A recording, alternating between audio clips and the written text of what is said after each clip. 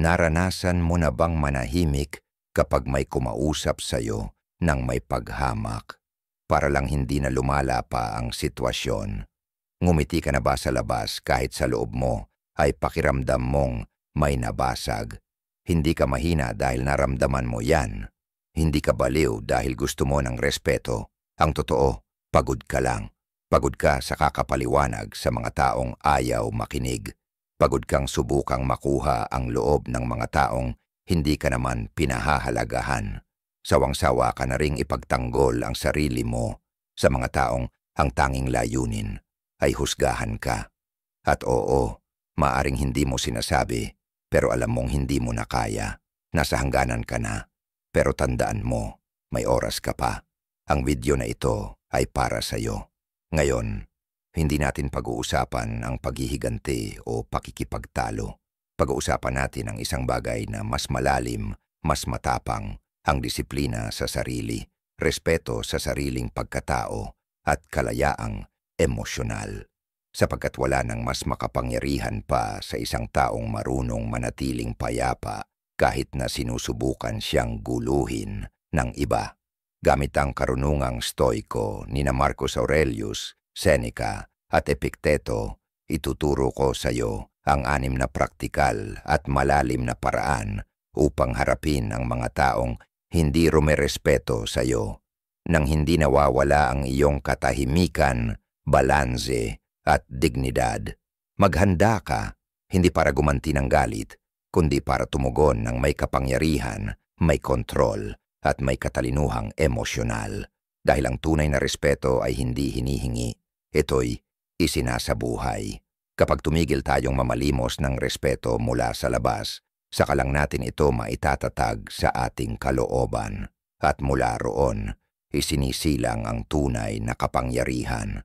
Kung minsan mo nang naramdaman na hindi pinansin ang iyong boses, binawasan ang iyong presensya, o nilapastangan ang iyong dignidad, ito na ang sandali mo. Ngayon, maaari mong bawiin ang iyong lugar, hindi sa pamamagitan ng sigawan, away, o paghingi ng pahintulot, kundi mula sa katahimikan, ngunit may lakas, mula sa kalmado, ngunit may linaw. Isulat sa mga komento, hindi ko kailangang sumigaw para patunayan ang aking halaga. Isa akong stoiko. Gawin mong ito ang iyong stoikong pahayag. Isang tahimik na deklarasyon, ngunit puno ng kapangyarihan, sapagkat ang taong natutong igalang ang sarili sa katahimikan ay hindi na kailanman mangangailangan ng respeto mula sa iba. Aral 1. Ang emosyonal na kontrol ay ang iyong pinakamalakas na kapangyarihan. Ang apoy na mas malakas ang liwanag ay hindi maingay, ito'y basta nagbibigay liwanag. Naranasan mo na yan, hindi ba? Yung biglang kirot sa dibdib kapag may nagsalita sa iyo ng may halong paghamak. Yung mapanliit na tingin na para bang binabawasan ang halaga mo. Yung pang-aalas ka na tinakpan sa anyo ng biro. Tumitigas ang katawan mo, bumibilis ang paghinga, at parang sumisigaw ang loob mo na gumanti. Isang sigaw, isang sumbat, isang salitang matalim, para maibalik ang dignidad mo. Pero doon mismo, sa mismong sandaling iyon, maraming tao ang natatalo. Isipin mong isa kang malalim at payapang lawa. May bumato ng bato at nagdulot ng alon. Pero ang mga along iyon ay hindi binabago ang iyong esensya. Hindi ka naging putik. Gumalaw lang ang ibabaw. Ganyan gumagana ang pang-uudyok. Ang taong bumabato ng bato ay hindi naghahangad ng kapayapaan mo. Gusto niyang makita kang magalit, magwala, mawala ng kontrol, sapagkat kapag nag-react ka ng padalos-dalos, hindi ka nalawa. Ikaw na ang tubig na tumilamsik kung saan-saan. Lahat tayo ay pamilyar sa eksenang ito sa araw-araw. May biglang sumingit sa trapiko at sinigawan ka. May isang tao sa trabaho ang paulit-ulit na kinukwestiyon ang iyong pagsusumikap sa harap ng iba. Isang kamag-anak ang patuloy sa pagbitiw ng mga pasibo-agresibong komento. At ikaw, na pilit pinapanatili ang katahimikan, ay nilulunok na lamang ang iyong mga salita. Ngunit sa kaloob-looban mo, Kumukulo ang galit, ang pagkadismaya, ang matinding pagnanais na magtakda ng malinaw na hangganan. Pero paano kung sabihin ko sa iyo na ang pagpipigil mo ay hindi kahinaan, kundi karunungan sa pagkilos? Isinulat ito ni Marco Aurelio ng simple ngunit matalim. Ang taong nagagalit sa mga bagay na panlabas ay ibinibigay ang kapangyarihan sa iba upang siya ay kontrolin. At ano ba ang kahulugan ng makontrol? Ito'y ang maging alipin ng sarili mong damdamin. Ito'y ang hayaan na kontrolin ka ng isang estranghero gamit lamang ang isang kilos. Ito'y ang isuko sa iba ang kapangyarihang kontrolin ang iyong isipan, ang iyong emosyon, ang buong araw mo. Talaga bang hahayaan mong mangyari ito? Ang emosyonal na kontrol ay hindi panunupil, ito'y paghinto. Ito'y pagbibigay ng puwang sa pagitan ng kilos ng iba at ng magiging tugon mo. Ito'y ang paghinga at pagpapaalala sa sarili. Hindi ko kailangang mag-react. Mayroon akong pagpipilian. Dahil sa mismong segundo ng katahimikan bago ka tumugon, doon nagsisimula ang tunay mong kalayaan. At kapag pinili mong tumugon ng hindi sumisigaw, ng hindi ibinababa ang sarili, ng hindi binabasag ang kalooban mo, nasa ibabaw ka na ng pag-atake. Hindi ito tungkol sa paglimot o pagtanggi sa nararamdaman. Oo, nakakaramdam ka ng galit, pagkabigo, kalungkutan. Siyempre, tao ka. Ngunit tinuturo ng stoicismo na ang isang emosyon ay hindi kailangang maging automatikong aksyon. Hindi mo kailangang tumbasan ang apoy. Maari kang tumugon gamit ang tubig o higit pa roon gamit ang presensya. Ang kontrol sa emosyon ay hindi pagiging bato na walang pakiramdam. Ito'y ang hindi pagpapadala sa bagyong walang direksyon. Ito'y ang pagsasabi, ngayon ako ang pipili. Ngayon, hindi ko ibababa ang sarili ko. Ngayon, hindi ko lalaruin ang laro nila. Kapag pinili mong huwag agad mag-react, hindi ka natatalo. Ang totoo, may mas mahalaga kang naipapanalo. Ang iyong kapayapaan, ang iyong dignidad, ang iyong enerhiya. Pinoprotektahan mo ang iyong layunin, ang mga metiin mo, at ang iyong emosyonal na katatagan. Inuuna mo ang sarili mong buhay higit sa ingay na pilit ipinapasa sa iyo ng iba. At ang tahimik na kilos na iyon, halos hindi napapansin ng mundo, ay isang rebolusyong panloob.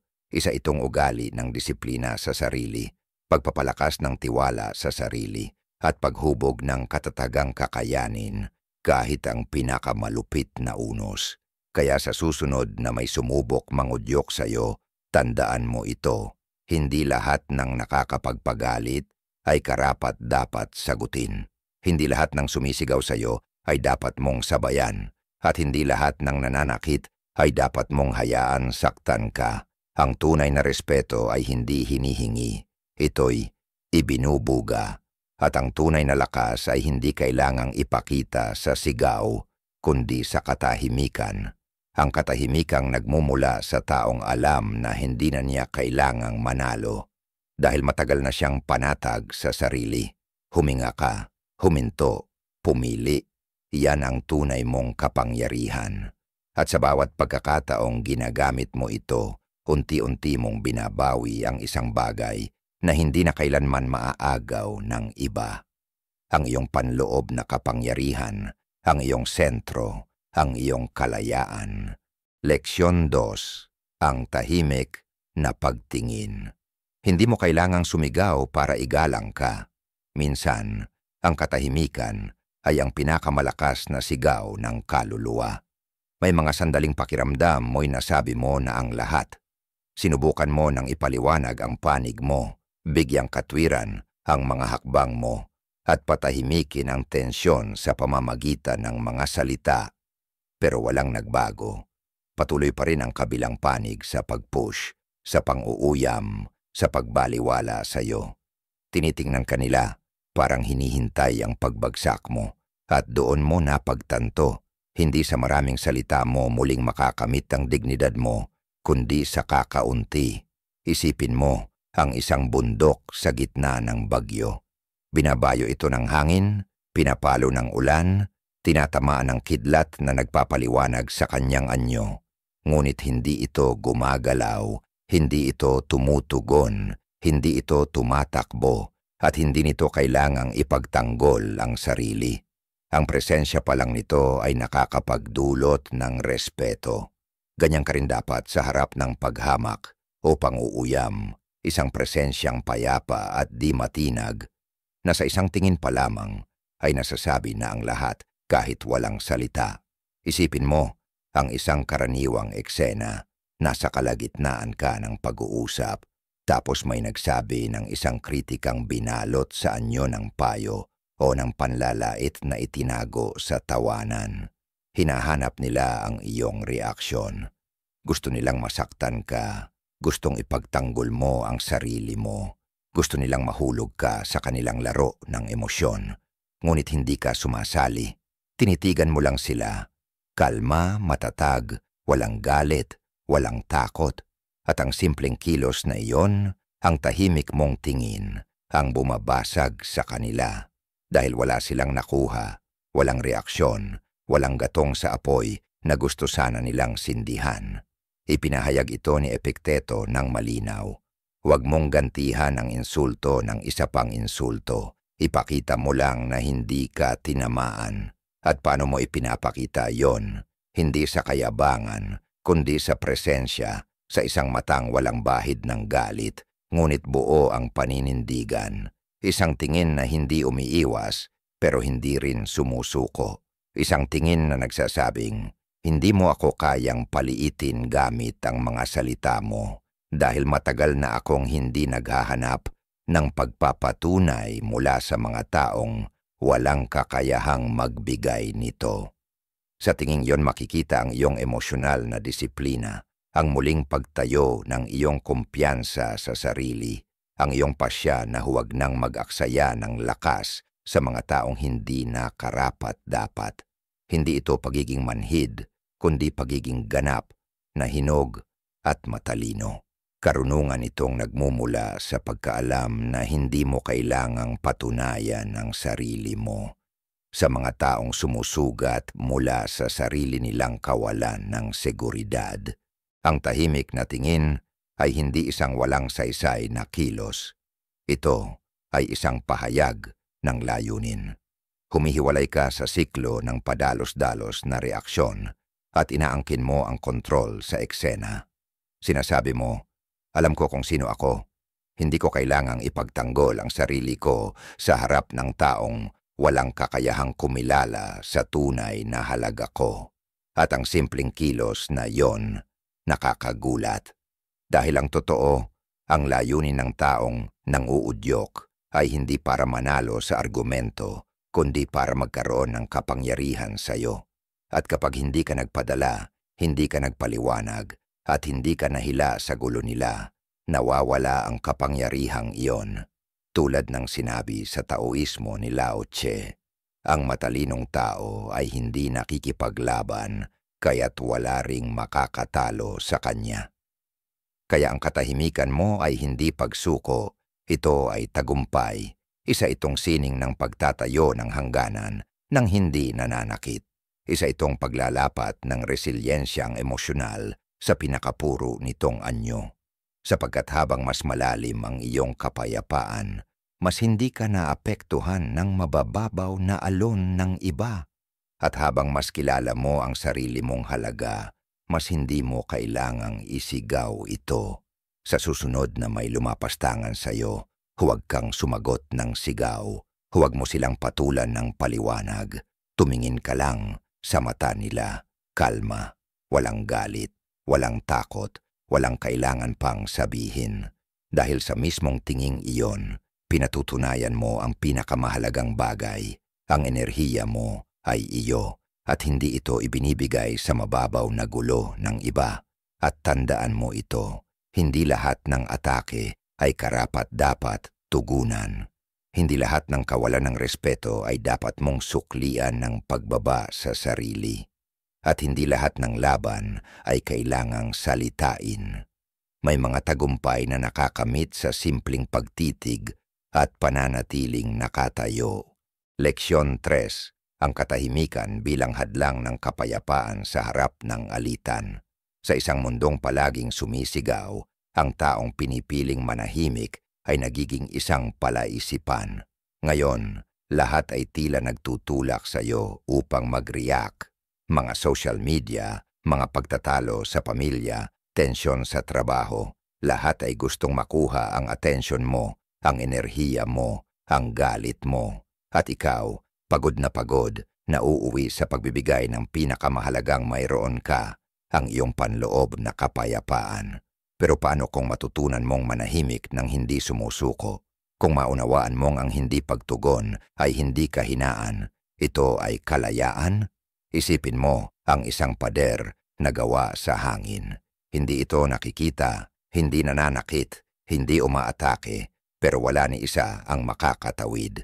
Ganyan ang maayos at tamang paggamit ng katahimikan, isang invisible na pader na pumuprotekta sa iyo mula sa lason ng iba, nang hindi ka nadadamay sa lason na iyon. Sapagkat ang katahimikan ay hindi kakulangan ng lakas. Ito ang pinakapino nitong anyo. Hindi ka umiiwas sa laban. Tinatapos mo ito bago ka pa madala sa gulo. Isipin mo ang ganitong sandali. May nang-uudyok sa iyo. May mga salitang matalim, may sarkasmo, may panlalait na tinakpan ng ngiti. Inaasahan nilang sumabog ka, pumatol, magpaliwanag, o mahulog sa kanilang emosyonal na bitag, pero huminga ka lang. Tinitigan mo sila at pinili mong manahimik, hindi dahil sa panggigigil kundi dahil gising ka na. Naunawaan mong hindi lahat ay karapat-dapat sagutin, na hindi lahat ng sumisigaw ay dapat mong sagutin ng tinig, na ang iyong enerhiya ay hindi palaging ibinibigay. Ipinahayag ito ni Epikteto nang malinaw sa kanyang pilosopiyang stoiko. Ininsulto ka. Problema yon ng taong nagsabi.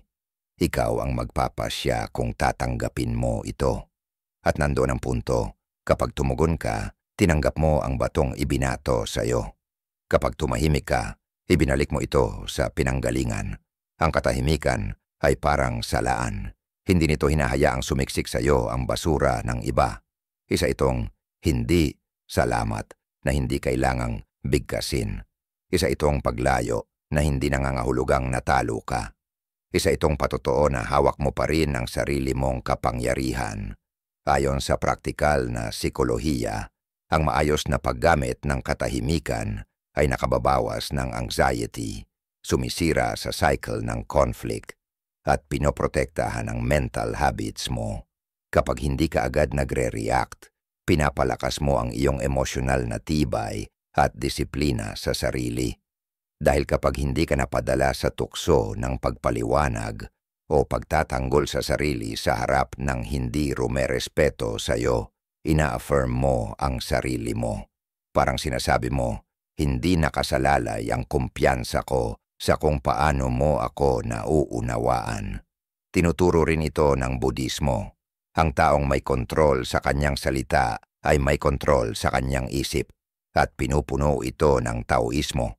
Ang matalinong tao ay parang tubig, hindi nakikipagtagisan, hindi nakikipagbanggaan, basta siya ay dumadaloy at iniiwasan ang madumi. Ang pagpili ng katahimikan ay hindi nangangahulugang pinapabayaan mo ang lahat. Ito'y pagkilala kung alin ang karapat-dapat sa tinig mo at alin ang hindi. Sapagkat hindi lahat ng sigalot ay dapat mong akuin at hindi lahat ng labanan ay karapat-dapat sa enerhiya mo. Kaya't ang katahimikan ay nagiging isang nakasanayang lakas, isang emosyonal na panangga laban sa mga bagay na hindi nakakatulong, at isang tulay pabalik sa sarili sa mga panahong parang hinihila ka ng mundo palayo. At ang pinakamagandang bahagi nito, sa katahimikang ito, hindi ka tumatakbo palayo. Bumabalik ka sa sarili mo, sa sentro mo, sa layunin mo. Kaya sa susunod na may pilit na humihila sa iyo sa putik ng emosyonal na kaguluhan, tandaan mo ito. Ang katahimikan ay hindi kahinaan. Ito ay karunungan. Hindi mo tinatalo ang isang argumento, panalo ka sa kapayapaan, at hindi mo tinatakasan ng laban, pinipili mo lang Huwag buksan ang pinto sa kaguluhan. Gawin mong kanlungan ang iyong katahimikan, ang iyong hangganan, ang iyong tahimik, ngunit makapangyarihang pahayag ng lakas. Dahil minsan, ang pananahimik ay ang pinakamataas na anyo ng pagmamahal sa sarili. At ang taong natutong manahimik sa gitna ng gulo ay nasabi na ang pinakamahalaga, "Ako ang may kontrol dito. Dito nagtatapos ang kapangyarihan mo." Leksyon 4. Hindi mo kailangan ng pahintulot para mabuhay ayon sa gusto mo. May uri ng pagkapagod na hindi agad natin napapansin, pero unti-unting inuubos ang ating lakas, ang patuloy na pagpapaliwanag ng buhay natin sa iba, ang pagbibigay ng dahilan sa bawat desisyon, sa bawat pangarap, sa bawat pananahimik. Ipinaliwanag mo kung bakit mo iniwan ng isang tao, kung bakit hindi ka sumama, kung bakit pinili mo ang landas na yon, ang routine na yan, ang paraan mong paghilom. At sa huli, matapos mong ipaliwanag ang lahat, may kapayapaan ka ba? O lalo ka lang napuno ng pagdududa? Isipin mo ito, parang may dala kang maleta na puno ng mapa. At sa tuwing may magtatanong sa iyo kung bakit ka patungong Hilaga, bubuksan mo ang maleta, hahanap ng mapa, at ipapaliwanag ang ruta mo. Pero hindi sila nakikinig ng buong puso. Naghihintay lang sila ng pagkakataong itama ka, na dapat timog ang tinatahak mo o mas mabuting tumigil ka na lang. Bawat paliwanag ay pabigat. Bawat mapang binubuksan ay bagong insekuridad. Hanggang sa isang araw, mapagtatanto mong wala nang ibang dapat gumagabay sa kompas mo kundi ikaw. Nasa isang pagtitipon ka ng pamilya at may nagsalita. May halong pagpuna na ang laki na raw ng pinagbago mo. Na dati, mas bukas ka, mas madaling kausap, mas palakaibigan, o marahil sa trabaho, may mga kasamahan kang nagtataka o nagagalit dahil hindi ka na sumasali sa mga usapang walang saysay. Maging ang mga kaibigan mo, tila may tampo dahil hindi ka na kagaya ng dati. Hindi ka na palaging naroon, hindi ka na sumasabay, ngunit ang hindi nila nakikita ay ang sakripisyo, ang lalim ng proseso, at ang sakit na dinaanan mo para marating ang pagbabagong ito.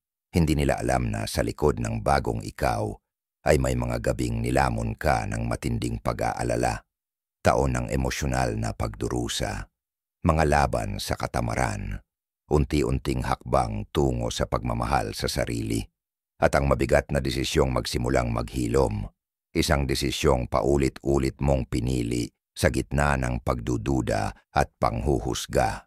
Sinabi ni Seneca ng buong tumpak at tapang, "Mas mahalaga kung ano ang iniisip mo tungkol sa sarili mo kaysa sa iniisip ng iba tungkol sa iyo." At kapag niyakap mo ito, mauunawaan mong ang labis na pagpapaliwanag sa lahat ng ginagawa mo ay madalas tanda ng pagnanais mong makuha ang pahintulot ng iba, lalo na kung hindi mo pa ganap na pinaniniwalaan ang sarili mong desisyon. Ngunit kung ikaw mismo ay naninindigan at may tiwala sa sarili mo, kung alam mo kung bakit mo ginagawa ang ginagawa mo, bakit mo pa kailangang ipaliwanag ang lahat, ayon sa praktikal na psikolohiya at personal na pag-unlad, may pangalan ang ganitong ugali: emosyonal na pagdepende sa panlabas na pag-apruba. At habang nakatali ka sa opinyon ng iba, mananatiling marupok ang mga layunin mo. Madudurog ng isang puna ang mga bagong ugaling pinaghirapan mong buuin. Ang layunin mo sa buhay ay malalanta sa tuwing may taong hindi ito nauunawaan o tinatanggap. Ang tunay na kalayaan ay nagsisimula kapag natutunan mong sabihing, "Hindi ko kailangan ang pagsang-ayon mo. Ang kailangan ko ay maging totoo sa sarili ko." Sa pilosopiyang Taoismo, sinabi ni Lao Tse, ang nakakakilala sa sarili ay matalino. Ang tumatanggap sa sarili ay hindi matitinag. At sa pagtanggap mo sa sarili mong landas, kahit hindi ito maintindihan ng iba, naroon ang pinakabuod ng paggalang sa sarili. Sapagkat hindi lahat ay karapat-dapat makapasok sa loob ng iyong mundo. Hindi lahat ay may sapat na lalim ng pangunawa para yakapin ang iyong pagbabagong personal, at hindi lahat ay kailangang umintindi para ikaw ay makapagpatuloy.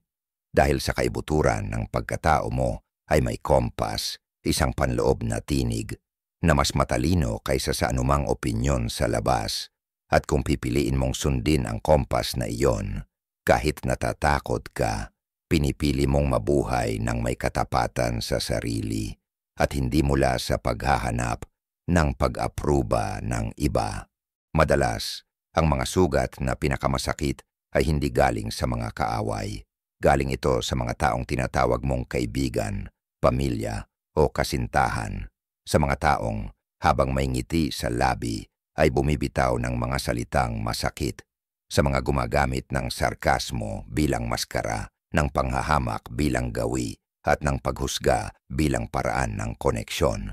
At ikaw, dahil sa nakasanayan, dahil sa takot, o dahil sa maling pakahulugan ng katapatan, ay nananatili. Pinapayagan mo sila, tinitiis mo, kinakaya mo, hanggang sa isang araw, mararamdaman mong wala ka ng kayang itaya. Isipin mong ang buhay mo ay parang isang bahay. Ikaw ang may-ari ng bahay na iyon. Ikaw ang tagapagbantay ng kapayapaan nito, ng liwanag at katahimikan. Pero paminsan-minsan binubuksan mo ang pinto sa mga taong pumapasok nang hindi man lang nag-abalang tanggalin ang putik sa kanilang sapatos. Pinapaso nila ang sahig, pinupuna ang ayos ng mga gamit, pinapatigil ang musika, pinapalitan ang mga larawan, at ikaw, sa halip na palayasin sila, ikaw pa mismo ang naglilinis sa kalat na iniwan nila. Hanggang sa mapagtanto mong, simula pa lang, hawak mo naman talaga ang susi. Ikaw ang may karapatang isara ang pinto. Laganap ito sa pang-araw-araw nating buhay. Isang kaibigang laging may komentong kunwari, nag-aalala, pero sa totoo'y nakakasakit. Isang kamag-anak na laging kinukumpara ka sa iba tuwing may pagkakataon. Isang katrabaho na lumalapit lang para manira ng iba. At ramdam mo yon. Sa tuwing makakasama mo sila, nauubos ka. Naiiwan kang punong-puno ng kaba, pagod, at mababa ang tingin sa sarili. Pero pagkatapos mong maramdaman ang lahat ng ito, napapaisip ka pa rin, ako ba ang may problema? Ako ba'y masyado lang maramdamin? Hindi. Hindi ka maramdamin. Ang totoo, nagigising ka na. Ginigising ka ng damdamin mong matagal mong tinulak sa ilalim. Sinabi ito ni Marco Aurelio ng buong tapang. Ang katahimikan ay nasa mga taong namumuhay kasama ng mga taong mabuti sa kanila o sa piling ng sarili.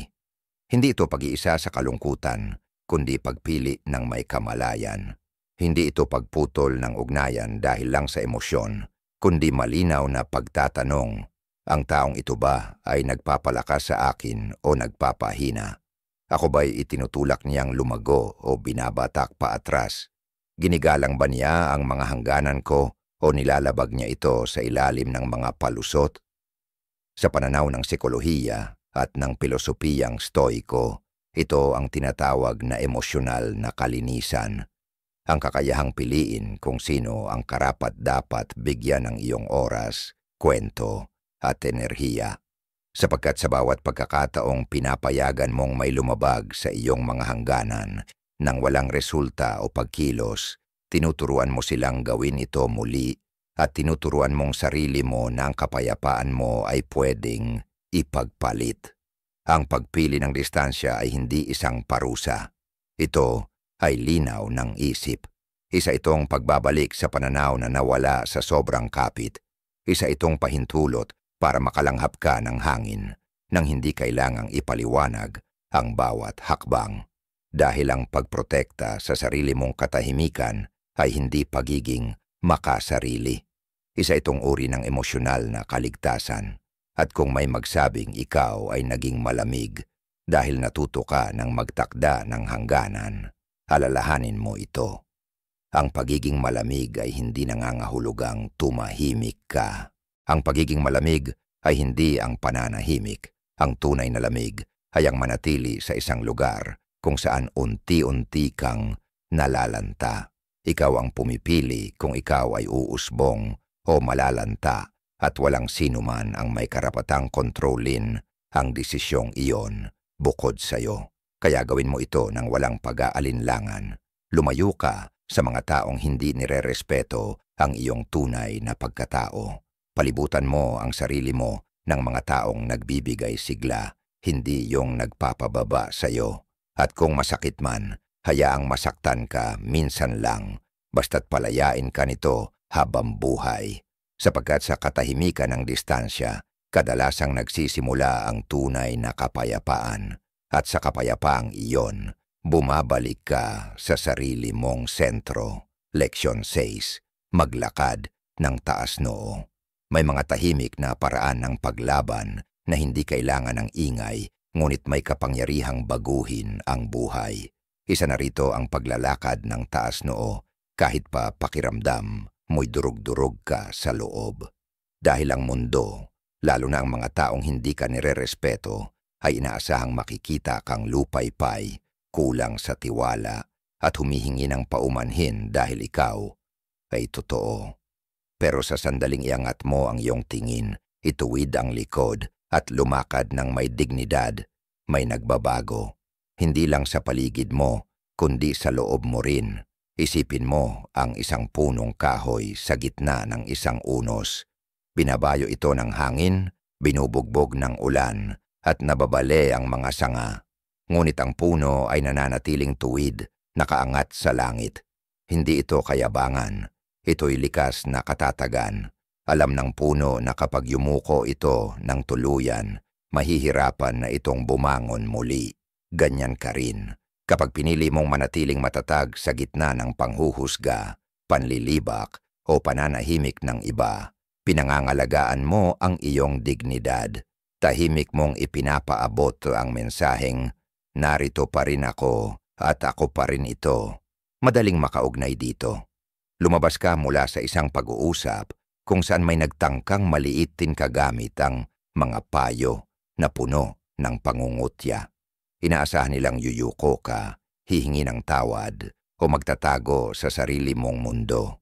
Pero kahit nanginginig ang iyong damdamin, pinili mong huwag sumagot. Tumayo ka, huminga at lumakad ng taas noo. Hindi bilang isang taong tumatakas, kundi bilang isang taong hindi na kailangang manatili sa isang lugar kung saan hindi siya pinapahalagahan. Isinulat ni Marcus Aurelius, haligi ng Stoicismo. Ang dignidad ay ang paggawa ng tama, hindi ang pagkilalang ginawa mo ito. Ibig sabihin, ang halaga mo ay hindi nakasalalay sa papuri, sa pagsang-ayon o sa pagkilala ng iba. Ang halaga mo ay nasa loob mo na. At kapag namuhay ka mula sa paniniwalang ito, ang respeto mong naipapakita ay hindi kailangang isigaw. Ang iyong tindig, katahimikan at malinaw na tingin, iyon na ang nagsasalita para sa iyo. Ayon sa Psychology of the Body, ang kilos ng katawan ay refleksyon ng damdamin. Pero totoo rin ang kabaligtaran. Kapag binago mo ang postura mo, kung lalakad kang tuwid, itataas ang ulo kahit natatakot ka. Unti-unting naniniwala ang isip mo na ikaw ay malakas, may kakayahan, at karapat-dapat. Itinuturo rin ito ng Budismo. Ang bulaklak ay hindi humihingi ng tawad sa kanyang pag-usbong. Sumisibol lang siya. Ganoon ka rin dapat. Hindi mo kailangang humingi ng tawad sa paglago mo, sa paghilom, sa pagiging iba, o sa pagpili ng katahimikan. Ang paglalakad ng taas noo ay isang espiritual na kilos, isang pagsasanay ng pagmamahal sa sarili. Isa itong paalala na hindi mo kailangan ng pahintulot para umiral. Sa mundong sinasanay tayong humingi ng tawad sa pagiging totoo, ang manatiling tuwid ay isang anyo ng revolusyon. Hindi mo kailangang sumigaw, hindi mo kailangang magpaliwanag. Sapat nang ipagpatuloy mo ang iyong lakad. May bukas na dibdib, malinaw na mata, at matatag na hakbang. Sapagkat sa bawat pagkakataong pinipili mong huwag yumuko, pinapagaling mo ang isang matandang sugat, isang bulong mula sa nakaraan na nagsasabing, hindi ka sapat, hindi ka karapat-dapat, kailangan mong magbago para mahalin. Ngunit hindi na ngayon. Ang paglalakad ng taas noo ay marahil ang pinakatahimik, ngunit pinakamakapangyarihang paraan ng pagsasabing, bumalik na ako sa sarili ko. Kaya kahit manginig ka sa loob, lumakad ka pa rin. Hindi mahalaga kung ang kasaysayan mo'y puno ng sugat, kabiguan o pagdududa. Itaas mo ang iyong ulo, hindi sa kayabangan, kundi bilang respeto sa lahat ng pinagdaanan mong kinaya mo. Ang tunay na respeto ay hindi hinihingi, ito'y pinangangalagaan mula sa loob. At ang taong nabubuhay, ayon sa mga prinsipyo ng stoicismo, ay natututo na hindi kailangang sumigaw upang marinig, ni kailangang magpaliwanag upang maging malaya. Minsan, ang pinakamakapangyarihang gawin para sa sarili mong mental at emosyonal na kalusugan ay piliin ang katahimikan, iguhit ang distansya at lumakad ng taas noo.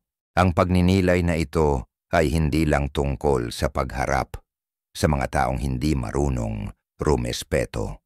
Ito'y tungkol sa paglinang ng disiplina sa emosyon, pagbubuo ng kumpiyansa sa sarili mula sa ugat, pagpili ng mga ugnayang nagbibigay halaga at pagbitaw sa mga hindi nakaayon ng layunin ng iyong kaluluwa.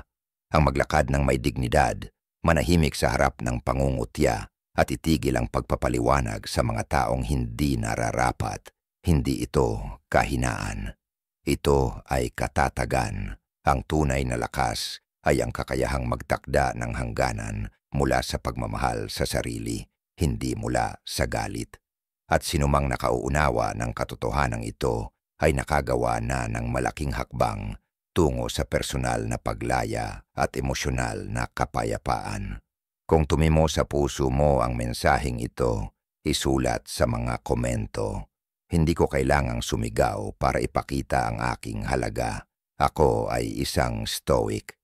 Sapagkat ang simpleng pahayag na ito ay isang makapangyarihang paninindigan mula sa isang tao na ayaw ng mabuhay sa reaksyon, kundi nais bumuo ng buhay mula sa katahimikan, respeto at disiplina sa emosyon.